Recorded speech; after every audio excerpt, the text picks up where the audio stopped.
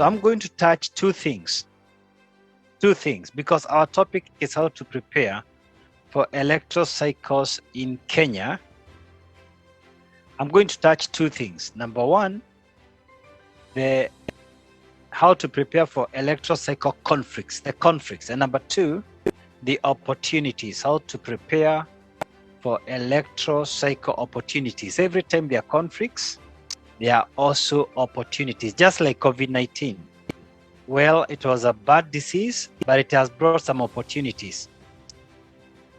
2019, 2018, going backwards, I always taught Biashara Club in person. Today, we are teaching online. I'm in Atlanta, many of you are in Kenya. So there is also an opportunity that has been brought by this pandemic. All right, fantastic. So let's start with the conflict and then we discuss the opportunities. Now, this is a real picture, make no mistake, and I don't want to make the session sensational. This is a real picture in Kenya of post-electoral violence. I deliberately selected this picture because this is an entrepreneur who was busy doing their job and they got looted. So this is a supermarket being looted. There are so many people who take advantage of electoral violence. So number one, I'm saying don't ignore. I know there are some people who ignore conflicts. They ignore the fact that there can be violence. We will be having elections next year, August.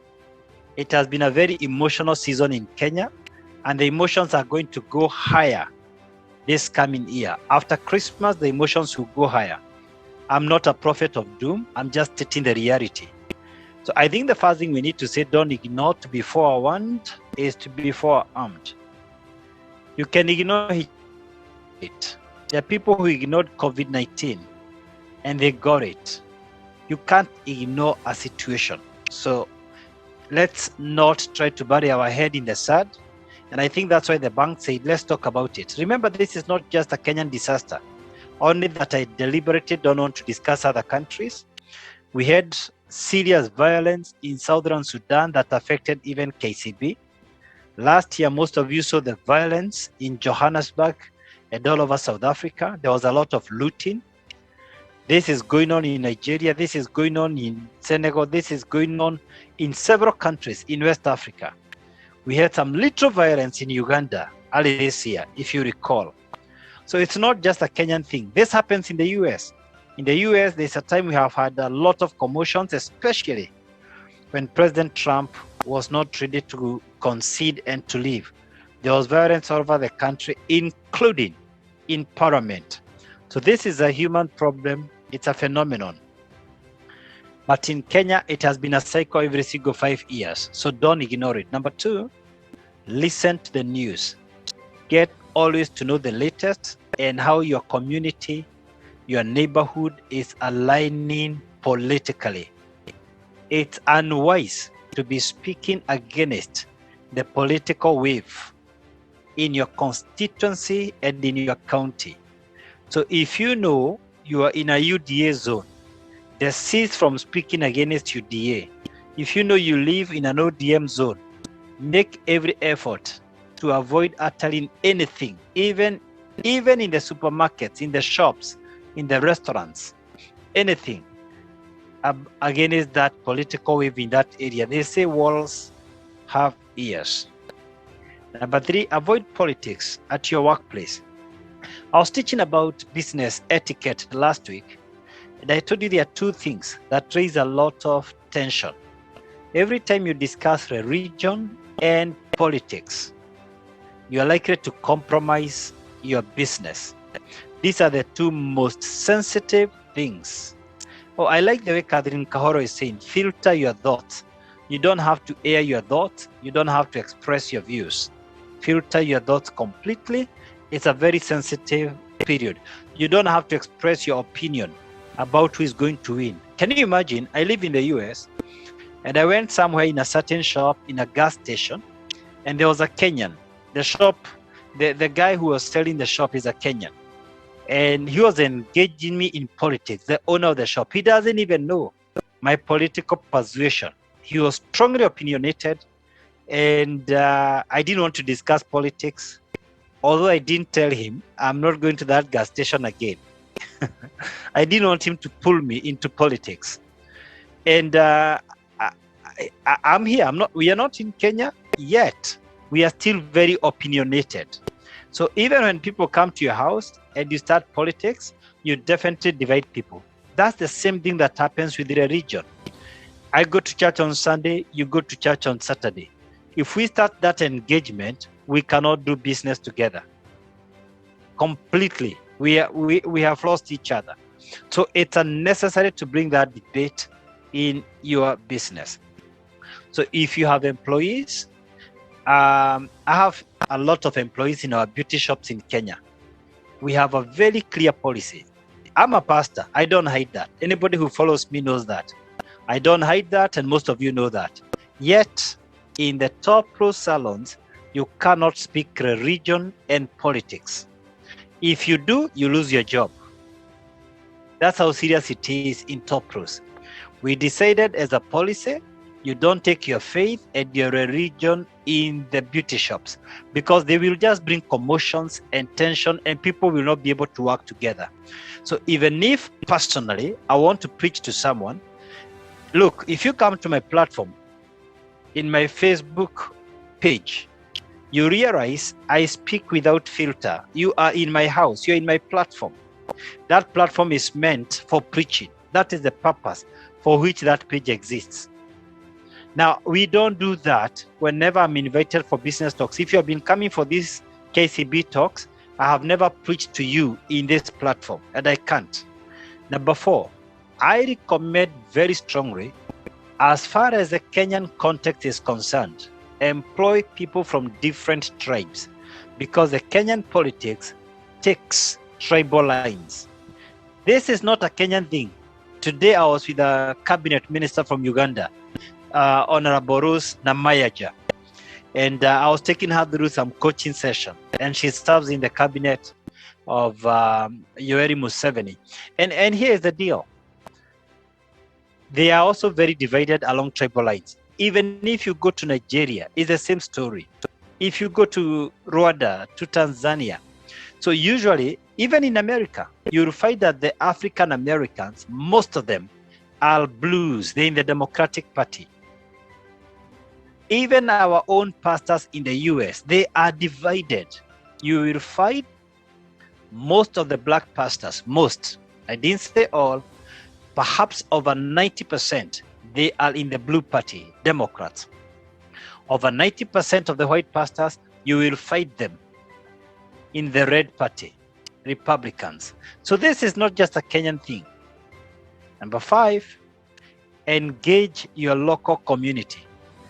I can tell you, sometimes even when there is post-election violence, there are people who are protected by the local community, even though they come outside the community, simply because they were engaging the local community. They engage them in feeding the hungry, visiting the sick, visiting the prisoners. They are always in touch with the locals. Thank you so much, Vincent, for that comment. And I like what Jared is saying, politics begin right from our houses. Yeah, you're so right. He says we have 7 staff and only 1 is from our community. Wow, I love that. Number 6, mitigate risks. If you're in Lodwar town, that's not Turkana anymore. That's cosmopolitan. But if you're in Lokinyang, that's a different story. So if you are in Thika, you're still in cosmopolitan. But if you're in Kagema, then you're in Kikuyu zone. So that now depends. That depends. If you're in Mombasa town, you can't afford to speak Giriama. You cannot afford that. Elizabeth Kenyanjui says, I never use my mother tongue in my business relationships, but Swahili, yes. I do, depending on my customer. Now, my customers are different from your customers, Elizabeth. The type of customers I deal with, they're corporate. It's Nyambura. So Kiswahili is our national language. So long as you're dealing with, you're in Kiswahili, you're still national. Now, let me go to mitigating risks, and I'm going to make some proposals. Number one on the list is insurance. Yes, most insurance covers now have a portion for post-election violence. It's a buy-in. You opt for it. If you feel you're exposed, you can top up some premium and get cover for it. Though it will not cover 100%, but a portion of the loss. A portion of the loss. Yes. Do you think customers would feel secure with insurance? Yes, they do. You can give them assurance. Actually, yes, many of them are buying it now, given the experience we have in Kenya. Okay. So guys, you've heard it from the horse's mouth. So my first recommendation is insurance. People ignore insurance, and this is a very good time to insure your business, including against riot and against civil unrest. Number two, sometimes you have to move your stocks.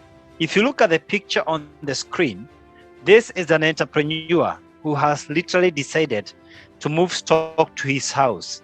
If this is possible and this is practical for you, you may need to consider that the week before elections. Number three, reduce stocks. Sometimes the easiest thing to do, as much as you want to take insurance, is to reduce your stocks. Remember, you can never eliminate risks. What is important is to mitigate, which means to lessen, to reduce. And one way to reduce the risk is to reduce stocks, because that's capital that can easily be sabotaged. Number four, secure your doors. Even the best insurance company, if they come and realize that you are careless with your doors, then they will struggle to compensate you. So I think they will tell you, you need to prove beyond any reasonable doubt that you had put very good doors that are strong, because most looters are petty looters. They don't come with bombs and guns. These are guys who will try to knock your door with their legs. So if you're having a strong metallic door, chances are when you lock that grocery or hardware or supermarket, they may not go the extra mile to bring it down. So it is critical for you to secure your doors. Number five, if you notice that the area is very volatile, close down your shop. Close down. And I'm talking about guys who are in merchandise. For consultants, work from home. That's a very interesting position. Now, if worst case scenario comes, because we know the cycles in Kenya, it's okay to relocate. And I want to even get more specific. I want to get more specific because I don't want us to pretend we don't know Kenya. So if I'm a Kikuyu and I am in, where? I'm in an area that has been thrown in the past, like Eldoret or Molo, or in Kisumu, or I'm a Luo and I'm in Murang'a. I think we know the cycles in Kenya, and it does no harm to just decide, if you don't have a very serious reason why you're doing business in Murang'a, you'd rather, if I'm a Luo guy, then have it in Siaya, have it in Homa Bay, have it in Kisumu, depending on what took me to Murang'a. Now, it's unfortunate that I'm saying this, because by law, you should be able to do business anywhere in that country. But that's not how things are on the ground. So it's up to you to check the risks you can take. Reduce your travel during the election period. A lot of people have ended up in serious issues along the highways. So if you're able to avoid traveling during like a day after election to about a month after election and stay in-house, it makes all the difference.